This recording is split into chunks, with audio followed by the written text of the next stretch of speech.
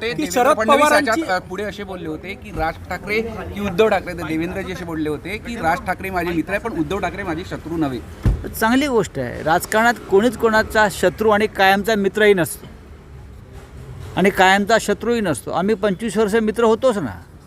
देवेंद्रजी जेव्हा राजकारणात नव्हते महाराष्ट्राच्या, तेव्हापासून भारतीय जनता पक्ष आणि शिवसेनेची युती, अटल बिहारी वाजपेयी, प्रमोद महाजन, अडवाणी साहेब, आम्ही सगळ्यात भाजपचे सगळ्यात जुने आणि विश्वासार्ह मित्रच होतो. पण आज आम्ही मित्र राहिलो नाही, मित्रांना लाथ घातली. त्याच्यामुळे स्वाभिमानी पक्ष असल्यामुळे आम्ही आमचं राजकारण सुरू केलं. पण राजकारणामध्ये काही असंभव नसतं.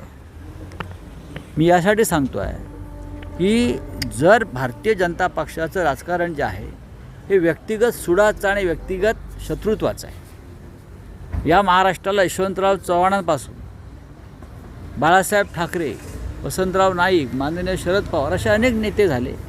त्यांनी व्यक्तिगत सुडाचं राजकारण कधी केलं नाही किंवा सेंट्रल एजन्सी, पोलीस यांचा गैरवापर करून आपल्या राजकीय विरोधकांना तुरुंगवास भोगायला लावलं नाही. हे सत्य आहे. ही सुरुवात या राज्यात आणि देशात भारतीय जनता पक्षाने गेल्या 10 वर्षात केल्यामुळं राज्याचं आणि देशाचं माहोल बिघडला. ते जर ते सुधारणार असतील, पर्यावरणाचा संतुलन करणार असतील या बिघडलेल्या, तर आम्ही त्यांच्याकडे पाहू की चांगलं राज्य करतायत.